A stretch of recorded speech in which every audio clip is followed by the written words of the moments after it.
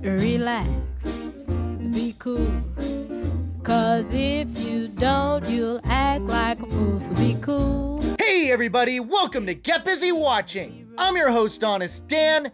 Let's talk movies. No preamble this time, at least not outside of the acknowledgement that this movie bears some real world meaning to me. Not me personally, but I know people and have known people in these situations and have been victims of the subject matter. To a lesser degree maybe, but still close enough, I guess. And lordy lord, do I have a lot to say about this one, so let's get started. This is my honest opinion of It Ends With Us.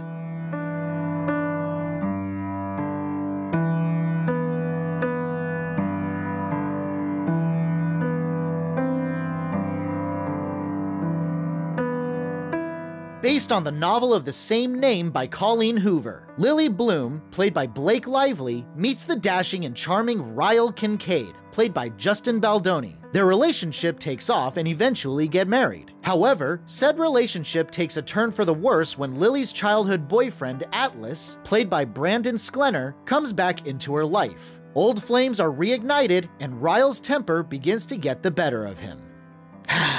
It doesn't work. It almost does, the first half of the movie anyway, but by the second half, the story takes a leap from the top of the nonsensical tree and hits every branch on the way down. Now, it starts off promising in that Ryle is portrayed as likable, but if you know anything about the subject matter, then you know it's all about the anticipation of where exactly things start going downhill. Essentially, you like him. Hell, slap the Hallmark logo in the bottom corner and I would think this was a forgettable, sappy-ass romantic drama. However, like I said, the second half of the movie is where things flounder, and we're talking an hour into this 2-hour mishandled story. The stars aligned so perfectly that as Lily and Ryle are eating at a restaurant, lo and behold, Lily's childhood sweetheart, Atlas, happens to own that very same restaurant, and they reconnect. Does Lily bring this to Ryle's attention? No, she does not. Why? Fuck if I know.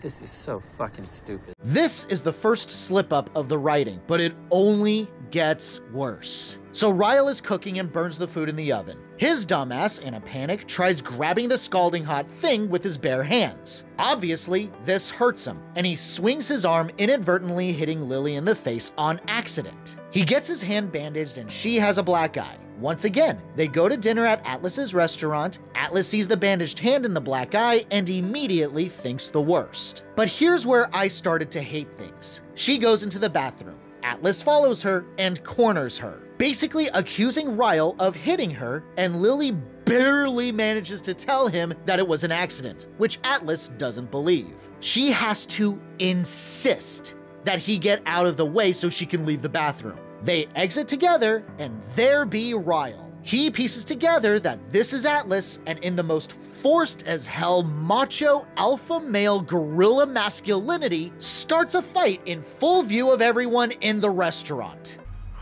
Why? In a matter of minutes, both men in this story are completely unlikable. Atlas is butting in on a situation he knows nothing about, cornering a woman in the woman's restroom and making assumptions without any facts to back it up. He also doesn't have the intelligence to pick this fight outside, away from the public eye. Not that picking this fight would have been smart at all, but also Ryle immediately triggering that fight, also making assumptions without talking to his wife about the truth. Right now, I don't want Lily to be with either of them. Oh sure, Atlas tries to apologize to Lily and gives her his number, hiding it in the phone case of her cell phone. Oh, immediately you know where this is gonna go. And he still doesn't believe that smack was an accident, but fine, moving on. Well, predictable plot lines are gonna be predictable, and Ryle finds that number in the phone case. He assumes that Lily's been cheating on him. She says she hasn't, and now things get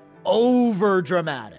He freaks out, seemingly out of nowhere, and ends up pushing Lily down a flight of stairs. She's fine, apart from the cut on her head. More time passes, and in a magazine, it's shown that Lily's flower shop is in the top 10 destinations for the people of Boston to visit. Cool. Guess what's at number 1? Atlas's restaurant. Oh yeah, that makes a whole lot of sense. Yeah, the owner of the damn place getting into a brawl with a random patron in full view of everyone, and that's the number 1 place for Boston to visit? That is a big pile of shit if I've ever seen one, but hey, maybe the magazine publisher was in a violent mood that day. What kills me is that Ryle sees the magazine too, and discovers that the article details how the restaurant was named for Lily, after some sappy planting lesson when they were kids. This infuriates Ryle to cross the ultimate line and tries to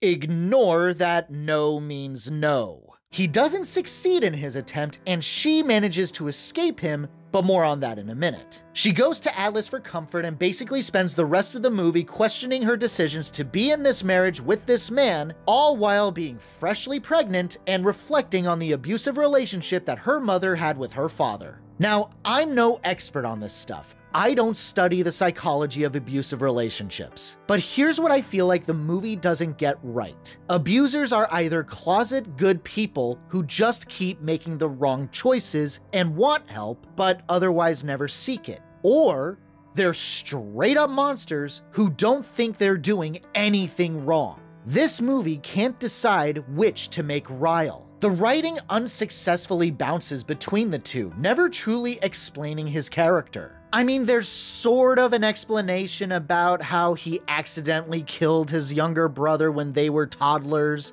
with a gun, but that doesn't explain why he mistreats women. It just explains why he's a broken person. Despite most abusive relationships always starting off nice while everyone's cordial and polite, their toxic traits are always present. Maybe subtle at first, and the victim maybe gives those moments a pass for XYZ reasons. But once familiarity, intimacy, and time settles, that's when the leopard spots start showing way more clearly. The problem is, Ryle doesn't have any toxic traits throughout his relationship with Lily. He's a downright swell guy. Oh sure, you can try and convince me that kicking that chair when we first meet him is that first red flag, but a kid died under his watch. He's a neurosurgeon, so that doesn't mean anything. He failed at something, and he's angry about it. That doesn't mean anything to me. His abusive behavior only emerges because the script demands it, not because this was hinted at throughout the story and finally hits its breaking point. The smack to Lily's face was an accident. The push down the stairs, sure, his temper doesn't excuse it, but still, it wasn't a preconceived decision of malice. The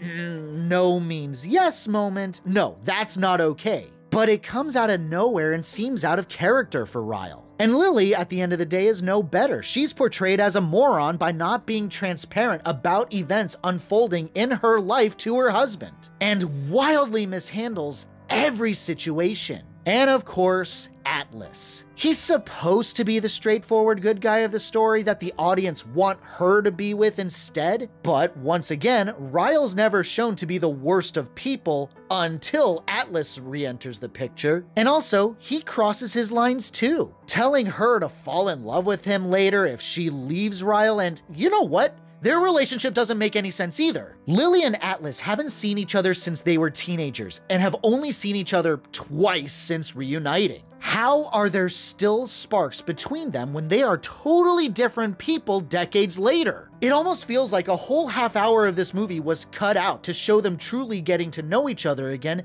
but we never see it. As a result, Atlas's character is two-dimensional and really did somehow escape the Hallmark Channel. In short, I didn't care about him. I admit the ending is poignant, but the weight of that poignancy is entirely at the mercy of the writing, and the rest of the movie doesn't back up that message. So there's really no reason to sit through a 2-hour movie to hear said message. Or at least not this one. Look, the acting is fine, great even, but that alone doesn't save the movie. And this is coming from someone who really loves Jenny Slate. As far as I'm concerned, she does kind of save the movie, but that's a whole different topic. My honest rating for It Ends With Us, a weak 3 out of 5. What will you say to her? She came to you and said the person she loved was hurting her. What would you say to her? Thanks so much for watching, you guys. I really appreciate it. Hit that like or dislike button. All engagement is welcome. Subscribe to the channel for more reviews. And as always, have a great day, stay safe and healthy out there, and hope to see you soon. You don't take time to sleep, eat, or drink, but just remember that it's later than you think. So be cool. Just relax. So be cool.